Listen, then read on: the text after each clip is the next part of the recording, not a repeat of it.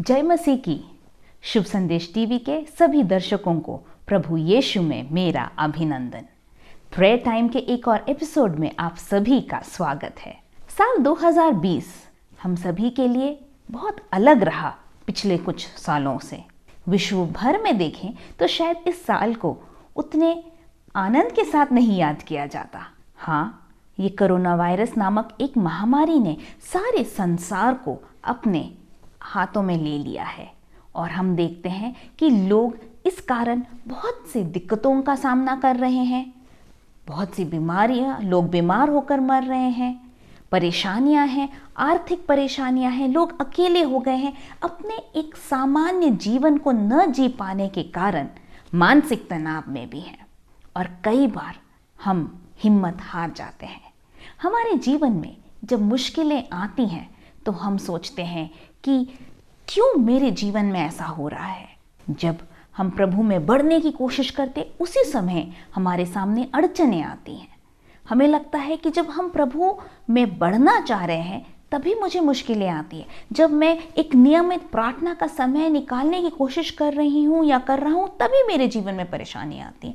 जब मैं ये निर्णय लेता हूँ कि मैं लगातार हर दिन वचन की मनादी में समय निकालूंगा तभी मेरे जीवन में परेशानी आती है। या जब मैं प्रभु के पीछे और दृढ़ता से चलने की कोशिश करता हूँ तभी मेरे जीवन में परेशानियाँ बढ़ रही हैं। क्या ऐसा आपको कभी लगा है? क्या आपने प्रभु से पूछा है कि प्रभु मेरे जीवन में ये परेशानियां क्यों? या आपको लगा है कि प्रभु बहुत हुआ, अब मेरे लिए इस विश्वास में आगे बढ़ना या चलना मुश्किल हो रहा है? आपके लिए ही आज का वचन है और मेरा जो शीर्षक है वह है हिम्मत न हारे। आइए इसके पहले कि हम वचन में देखें, अपनी आंखों को बंद करें और परमेश्वर की ओर प्रार्थना में देखें।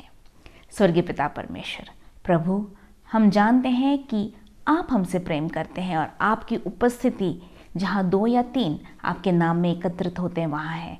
आज प्रभु जी, हम बहुत से लोग अलग अलग जगहों में आपके वचन को सुन रहे हैं। प्रभु, आपकी उपस्थिति होने पाए, आप हमसे बातचीत करें, हमारे जीवन में जो ज़रूरत है उसके अनुसार हमें आज का वचन दें। सब कुछ आपके हाथों में समर्पित करते हैं। आप पूरी तरह नियंत्रण में ले लीजिए, यीशु के नाम में, आमीन। जो मैंने भाग आज वचन में से चुना है वह है 2 कुरिन्थियों उसका 4 अध्याय 16 से लेके 18वां पद तक। यहाँ पौलुस अपने जीवन से बात कर रहा है और इस पद की शुरुआत पौलुस कुछ इस तरह कहता है, इसलिए हम हियाव नहीं छोड़ते, यद्यपि हमारा बाहरी मनुष्यत्व नष्ट होता जाता है तो भी हमारा भीतरी मनुष्यत्व दिन प्रतिदिन नया होता जाता है।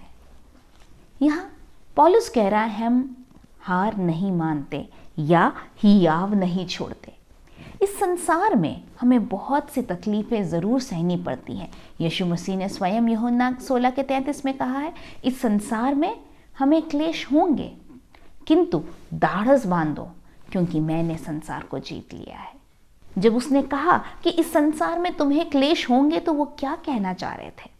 कि हाँ, संसार में मुश्किलें होंगी, तुम इस संसार से अलग कहीं नहीं रहोगे, किंतु इस संसार में ही रहते समय मैं तुम्हें शक्ति दूंगा, बल दूंगा और मैंने इस संसार के मुश्किलों पर विजय ले ली है, इसलिए तुम दृढ़ रहो, तुम धाड़स बांधो।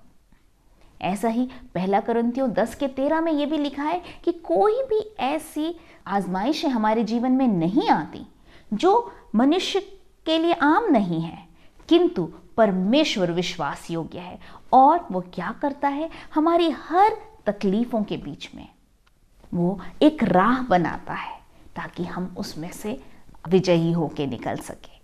हमारा प्रभु हमारे साथ हर पल रहता है। और यहाँ पर जो मैं पद पढ़ रही थी वो पौलुस के द्वारा लिखा हुआ है। पौलुस वो व्यक्ति था जिसने प्रभु के लिए बहुत सी तकलीफें सही। यदि हम परमेश्वर के वचन को पढ़ते हैं तो हम देखते हैं 2 कुरिन्थियों उसका 11वें अध्याय में पौलुस बताता है कि किस तरह उसने प्रभु यीशु के सुसमाचार के प्रचार के लिए इतना दुख सहा। इतनी तकलीफ़ें सही।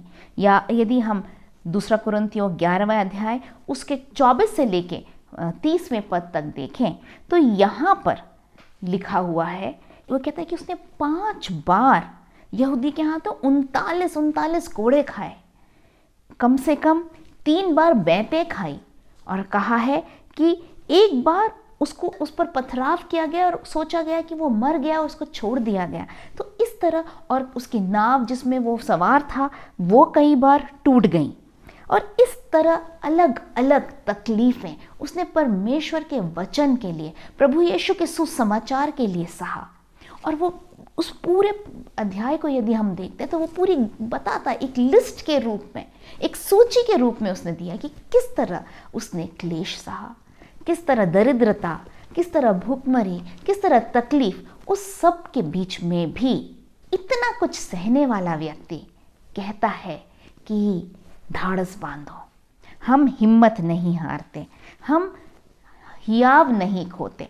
और उसके आगे क्या कहता है, 17वां पद में कहता है, क्योंकि हमारा पल भर का हल्का सा क्लेश हमारे लिए बहुत ही महत्वपूर्ण और अनंत महिमा उत्पन्न करता जाता है। वो क्या कहता है यहाँ पर कि ये जो क्लेश है, जो हम में से किसी ने इतनी तकलीफ़ें हमारे आत्मिक जीवन में या हमारे जीवन में नहीं सही होंगी, किंतु इतना कुछ सहने के बाद भी पौलुस उसको किस तरह कहता है। वो नहीं कहता कि मैंने बहुत कष्ट, मैंने बहुत क्लेश सहे, किंतु वो कहता है कि पल भर का हल्का सा क्लेश। हमारे आत्मिक जीवन में हम किस तरह मुश्किलों का सामना करते हैं।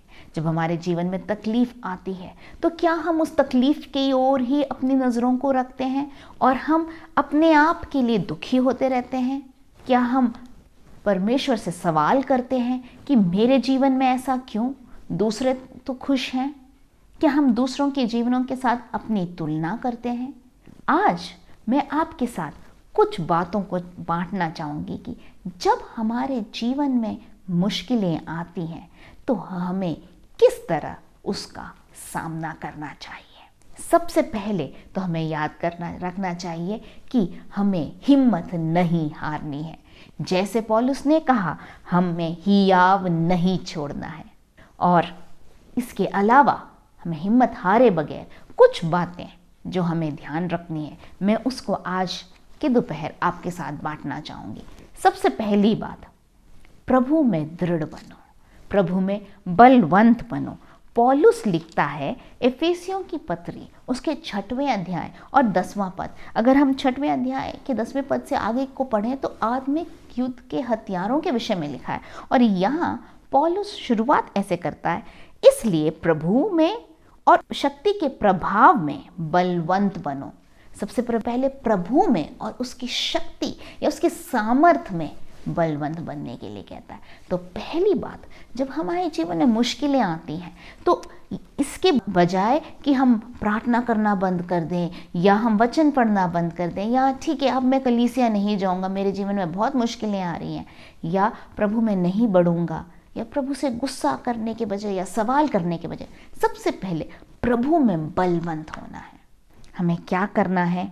उसकी शक्ति में और उसके वचन में हमें दृढ़ होना है। और उसके आगे 11वें पद में पौलुस कहता है, परमेश्वर के सारे हथियार बांध लो कि तुम शैतान की युक्तियों के सामने खड़े रह सको। हमें ये जानना है कि शैतान हमारे जीवन में तकलीफ़ें, परेशानियां लाता है ताकि वो हमें प्रभु के प्रेम से अलग कर सके। किंतु यदि हम प्रभु में बने रहते हैं, उसके सामर्थ्य में दृढ़ रहते हैं, उसमें बलवंत होते हैं, तो कितनी भी तकलीफ़ें आए वो हमें प्रभु के प्रेम से और प्रभु के वचन से दूर नहीं कर सकती। इसलिए सबसे पहले प्रभु में बलवंत बनो। दूसरी बात जो मैं आपके साथ बांटना चाहूँगी वो है कि आपका जो केंद्र बिंदु है, और या कहें तो जो फोकस है, उसको बदलिए। आप सोचेंगे फोकस बदलना अर्थ क्या है? क्या आपने किसी प्रोफेशनल फोटोग्राफर को देखा है जो तस्वीरें लेते हैं? उनके पास बड़े वाले कैमरा होते हैं। आजकल तो हमारे पास सभी के पास फ़ोन में भी कैमरा है, किंतु जो प्रोफेशनल फोटोग्राफी करते हैं उनको देखिएगा, बड़े बड़े कैमरा होते हैं और ऐसे कुछ लेंस घुमा घुमा के वो बहुत देर तक फोकसिंग करते हैं और उसी के बाद वो तस्वीरें खींचते हैं। यदि जो वस्तु है जिसकी तस्वीर उन्हें लेनी है वो पास है तो वो क्या करते हैं, अपने फोकस को उस चीज़ पर ले आते हैं, उस वस्तु पर ले आते हैं, ताकि उसके पीछे की चीज़ें जब आप जो फोटो देखेंगे तो आपको वो जो चीज़ पर उन्होंने फोकस किया है, जिस वस्तु पे फोकस किया है, वो तो बहुत साफ नज़र आएंगी, लेकिन हो सकता है पीछे की चीज़ें थोड़ी धुंधली लगें। ऐसे ही यदि जो वस्तु जिसकी फ़ोटो वो खींच रहे हैं वो दूर हैं तो वो फोकस उस वस्तु पर इस तरह करते हैं कि दूर की वो चीज़ आपको साफ नज़र आती है, लेकिन उसके आगे की चीज़ें शायद आपको धुंधली नज़र आए। इसी तरह हमारे आत्मिक जीवन में, हमारे जीवन में जब परेशानियां आती हैं तो हमें थोड़ा सा फोकस एडजस्ट करना पड़ता है। फोकस किस तरह एडजस्ट करना पड़ता है कि हमें हमारी नज़रों को उस परेशानी पर नहीं किंतु प्रभु पर लगाना है। और इसके विषय में पौलुस इन्हीं पदों में बहुत अच्छे से लिखता है।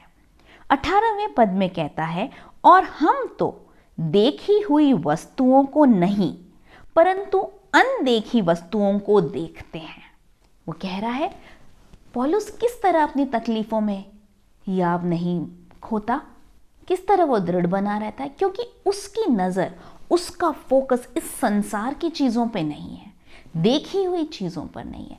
वो अपनी नज़र को अनदेखी चीज़ यानी वो स्वर्गीय आशीष पर लगा रहा है।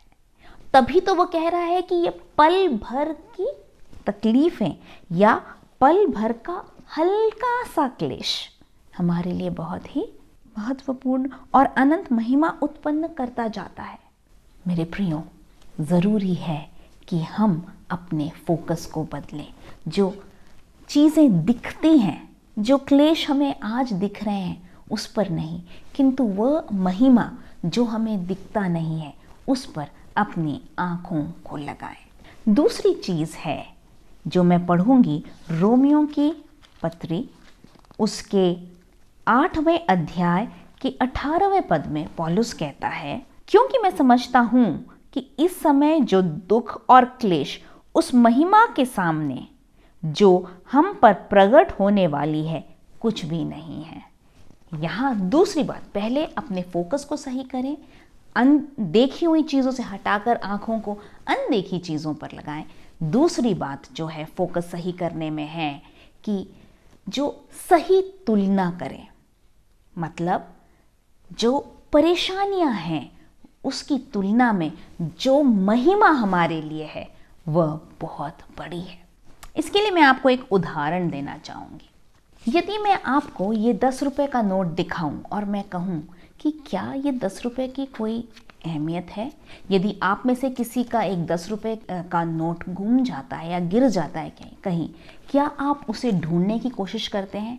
या किसी दुकानदार के पास आपने कुछ खरीदा और आप घर आके आपको एहसास होता, अरे उसने तो मुझे 10 रुपये कम दिए। तो कई बार हम में से बहुत से लोग, अगर वो पास कहीं हैं तो ज़रूर जाकर वापस उससे बोलते हैं कि भाई आपने हिसाब में गलती कर दी। वो 10 रुपये की भी अहमियत होती है, किंतु यदि अगर मैं इसके सामने एक 20 रुपये का नोट ला के रख दूँ तो क्या 10 रुपये की उतनी अहमियत है? 10 रुपये की जो कीमत है वो 10 ही बनी रहती, उसकी कीमत में कोई बदलाव नहीं आया। लेकिन जब उसकी तुलना एक 20 रुपये के नोट से की गई तो उसकी कीमत कम लगने लगती है। ऐसे यदि मैं उससे ज़्यादा कीमती कोई नोट 500 का नोट रख दूं तो 500 के नोट के सामने ये 20 रुपये, ये 10 रुपये सभी फीका पड़ जाता है। 20 रुपये की कीमत में कोई बदलाव नहीं आया, 10 रुपये की कीमत में कोई बदलाव नहीं आया, किंतु सिर्फ बदलाव आया है तो अब मैं तुलना कर रही हूँ उससे कुछ और अधिक कीमती नोट से। यही है हमारे जीवन में भी।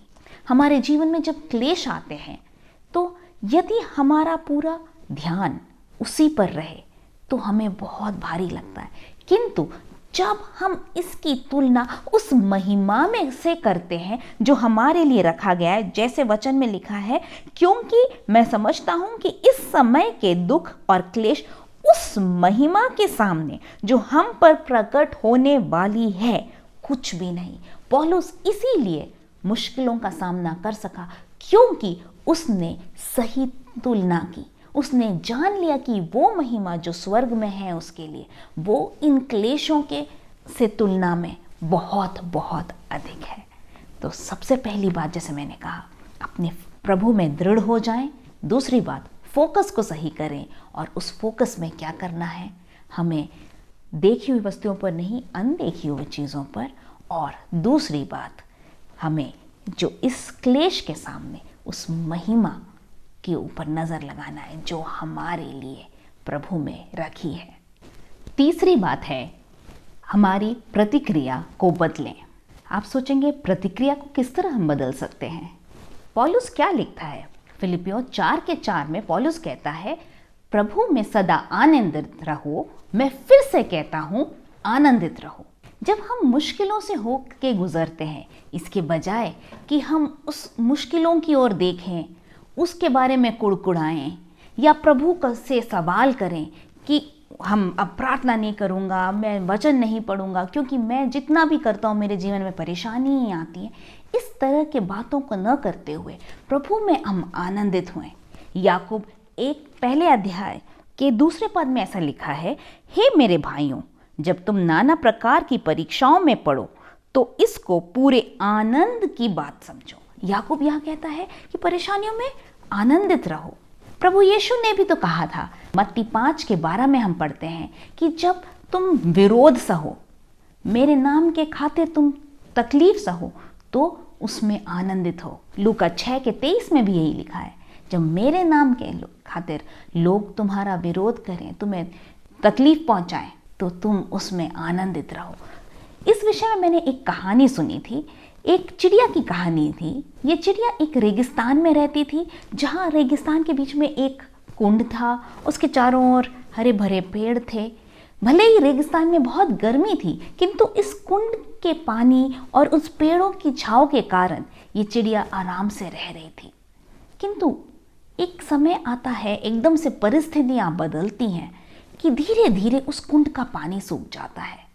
फिर भी इस परिस्थिति में मैं चिड़िया किसी तरह आनंदित रहकर वो पेड़ों की छांव में खुशी से किसी तरह अपने जीवन बिता ही रही थी कि धीरे धीरे वो देखती है कि ये पेड़ भी सूख जाते हैं, और आखिरकार एक दिन वो सारे पेड़ सूख जाते हैं और वो चिड़िया इस तपती हुई गर्मी में रेगिस्तान के रेत में गिरती है और उसके शरीर बदन जलने लगता है और वो तकलीफ में करहाती है। और एकदम जो वो अपनी नज़र को उठा के देखती है तो वो देखती है कि एक सुनहरी चिड़िया आसमान से उड़ते हुए जा रही है। उस सुनहरी चिड़िया की नज़र भी इस चिड़िया पे पड़ती है और वो सुनहरी चिड़िया एकदम से सोचती कि मैं ज़रा जाके देखूं इस चिड़िया के साथ क्या हो रहा है। वो आती है और उस दूसरी चिड़िया से पूछती कि तुम इतनी तकलीफ में कैसे रह रहे हो। तो वो चिड़िया अपनी पूरी कहानी बताती है कि मैं हमेशा ऐसे नहीं थी, ये कुंड का पानी सूख गया है, यहाँ के पेड़ सूख गए, इसलिए आज मैं बहुत तकलीफ में हूँ। और वो सुनहरी चिड़िया से पूछती कि तुम कहाँ चली। तो बोलती मैं एक संदेशवाहक हूँ और मैं क्या करती हूँ, स्वर्ग जाती हूँ और ईश्वर से पूछती हूँ, दूसरों की जो इस संसार के लोग हैं और उनकी जो तकलीफ़ें हैं उसको ईश्वर तक पहुँचाती हूँ और उनका संदेशा वापस उनको पहुँचाती हूँ। जब ये चिड़िया इस बात को सुनती है तो बोलती, क्या तुम मेरा भी एक काम करोगे? जब तुम ईश्वर से जाके मिलोगे स्वर्ग में तो क्या पूछोगे कि मेरी ये तकलीफ़ें कब तक चलेंगी, कब ये ख़त्म होंगी? क्या मुझे ज़रूर इस बात का जवाब देना। तो सुनहरी चिड़िया बोलती है, ज़रूर, मैं जाके पूछूंगी। और वो जब ईश्वर के पास पहुंचती है, बाकी बातें ख़त्म कर कर पूछती है कि मैंने रेगिस्तान में एक चिड़िया देखी थी, वो बहुत तकलीफ़ से होकर गुजर रही है, क्या आप बताएंगे कि उसकी तकलीफ़ें कितने दिन और चलेंगी? तो उसको ईश्वर की ओर से जवाब मिलता है कि अभी 2 साल उसको इस तकलीफ़ों में से होकर गुजरना है, उसके बाद उसकी परिस्थिति में एक बदलाव आएगा। जब सुनहरी चिड़िया इस बात को सुनती है तो वो थोड़ी सी निराश हो जाती है कि अगर मैं उससे बोलूँगी कि उसे 2 साल ये तकलीफ सहने हैं तो शायद वो निराश हो जाए। तो मैं ऐसा करती हूँ, उससे नहीं मिलूंगी, मैं दूसरे रास्ते से वापस चली जाऊंगी। और सुनहरी चिड़िया वही करती है। कुछ समय बाद, कुछ महीने बीत जाते हैं। उसके बाद एक और बार ये सुनहरी चिड़िया स्वर्ग की ओर जा उड़ रही थी तो उसी रेगिस्तान से होके गुजरती है। तो वो सोचती है मैं जरा देखूं तो कि उस चिड़िया का क्या हाल है, इतने महीनों में बेचारी इतने तकलीफ में से होके गुजर के कहीं हार तो नहीं मानी, क्या हुआ। और जब वो वहाँ पहुँचती है तो उसे देखती है कि वहाँ का कुंड फिर से पानी आ गया है और वहाँ के पेड़ हरे भरे फिर से हो गए और वो चिड़िया बहुत अच्छे से चहचहाते हुए वहाँ घूम रही है। उसको बहुत आश्चर्य होता है, ऐसा कैसे हुआ कि जो ईश्वर ने मेरे से कहा था वो बात गलत निकली। वो वापस स्वर्ग पहुंचती है और ईश्वर से पूछती है कि पिछली बार आपने उस चिड़िया के विषय में कहा था कि 2 साल उसे तकलीफों को झेलना है, किंतु कुछ महीनों में ही मैंने देखा कि उसकी परिस्थिति बदल गई है। तो ईश्वर उसको जवाब देते हैं कि हाँ, सही तो था कि उसे 2 साल इस परेशानियों को झेलना था, किंतु इस परेशानी के मध्य में वो इतना हर बात के लिए धन्यवाद दे रही थी। वो जब भी वो उस तपती जमीन पर भी गिरती थी, उस रेत में गिरती, तब भी कहती थी कम से कम मैं जिंदा हूँ, मैं उसके लिए धन्यवाद देती हूँ। वो हर चीज़ में बस धन्यवाद दे रही थी। और जो कार्य मैंने सोचा था कि इस तकलीफ के द्वारा उसके जीवन में 2 साल में होना था, उसके जीवन में वो बदलाव इतने जल्दी आया तो मैं रोक न सका और उसकी आशीषें उसे लौट के मिल गईं। इस जवाब को सुनकर वो सुनहरी चिड़िया बहुत ही आनंदित होती है। जैसे मैंने कहा, ये सिर्फ एक कहानी है, शायद सच्चाई शायद इसमें ना हो, किंतु एक बहुत बड़ी सीख है इसमें। जब हम अपनी परेशानियों की ओर नज़र रखते हैं तो वो हमें बहुत लंबी महसूस होती है। जैसे जब हम किसी का इंतज़ार करते हैं तो हमारा समय कटता ही नहीं, किंतु जो यदि आपके पास समय कम है और बहुत सारे काम पूरे करने हो तो आपको समय कम पड़ जाता है। उसी तरह जब हमारी प्रतिक्रिया यदि बदल जाती है, हम आनंदित रहते हैं और प्रभु को धन्यवाद देते हैं, तो हमारी तकलीफ़ों में भी हम जल्दी से उससे पार हो सकते हैं। जो कार्य प्रभु हमारे अंदर करना चाहता है वो जल्द हो जाता है। तो ये थी जो मैंने आपके साथ 3 बातें बांटी कि किस तरह हम हिम्मत न हारें। एक और बात बांटकर मैं यहाँ ख़त्म करना चाहूँगी कि आखिरकार तकलीफ़ों से हमारे जीवन में क्या होता है, क्या परिणाम होता है तकलीफ़ों का। हम कई बार सोचते हैं, हे प्रभु मेरे ज़िंदगी में कोई परेशानी ना आए, कोई तकलीफ़ ना आए, किंतु परेशानी और तकलीफ़ किसी कारण से हमारे जीवन में आते हैं। और पौलुस इस विषय में क्या कहता है, आइए हम देखें इसी 2 कुरिन्थियों के 4 अध्याय में। यहाँ पर हम देखते हैं कि पौलुस क्या कहता है 16वें पद में, इसलिए हम हियाव नहीं छोड़ते, यद्यपि हमारा बाहरी मनुष्यत्व नष्ट होता जाता है तो भी हमारा भीतरी मनुष्यत्व प्रतिदिन नया होता जाता है। तो हमारा बाहरी मनुष्यत्व भले ही वो कमज़ोर होता जाए, आत्मिक रीति से हम दृढ़ होते जाते हैं, आत्मिक रीति से हम बढ़ते जाते हैं। आप पूछेंगे कैसे बढ़ते जाते हैं, क्या होता है हमारे जीवन में। कुछ बातें वचन में लिखी है कि हमारे जीवन में किस तरह बदलाव आते हैं। जैसे यदि हम पढ़ें याकूब की पत्री, उसका 1 अध्याय 2 पद में लिखा था कि हमें आनंदित होना चाहिए जब हमारे जीवन में नाना प्रकार के परीक्षाएं आती हैं। और 3 पद में वो कहता है, यह जानकर कि तुम्हारे विश्वास के परखे जाने से धीरज उत्पन्न होता है। तो हमारे अंदर क्या विश्वास के परखे जाने से, या जब हमारे जीवन में तकलीफ़ें या मुश्किलें आती हैं तो यदि हम उस प्रभु में बने रहें, हम उसमें दृढ़ रहें, तो हमारे फोकस को सही रखें, हमारी प्रतिक्रिया को बदलें, तो हमारे जीवन में क्या आते हैं, पहली चीज़ धीरज उत्पन्न होता है। दूसरी बात, यदि हम देखें 1 पत्रस उसका 5वां अध्याय और उसका 10वां पद कहता है, अब परमेश्वर जो सारे अनुग्रह का दाता है, जिसने तुम्हें मसीह में अपनी अनंत महिमा के लिए बुलाया, तुम्हारे थोड़ी देर तक दुख उठाने के बाद आप ही तुम्हें सिद्ध और स्थिर और बलवंत करेगा। यहाँ कहता है कि परमेश्वर हमें सिद्ध, स्थिर और बलवंत करते हैं। तो प्रभु में हम सिद्ध होते हैं, स्थिर होते हैं और बलवंत होते हैं। और आखिरी बात जो बताना चाहूँगी वो है, यदि हम प्रकाशित वाक्य पढ़ें उसके दूसरे अध्याय में, जहाँ मसीह कलीसियाओं से बात कर रहा है, स्मुरना की कलीसिया से बोल रहा है, और वहाँ ये कह रहा है कि मैं जानता हूँ तुम बहुत क्लेश से होके गुजरे, किंतु दूसरे अध्याय के 10वें पद में वो कहता है जो दुख तुझको झेलने होंगे उनमें मत डर। और उसके बाद कुछ दुखों के बारे में बताता है और कहता है और प्राण देने तक विश्वासी रह तो मैं तुझे जीवन का मुकुट दूंगा। तो यदि हम तकलीफ़ों से होके गुजरें, उसमें हम दृढ़ रहें, हम बने रहें, तो हम हमारे जीवन में हम उस उस जीवन के मुकुट को पाएंगे। ये समय है, आइए हम प्रार्थना करेंगे और परमेश्वर से मांगेंगे कि ये वचन आपको प्रभु में दृढ़ करें।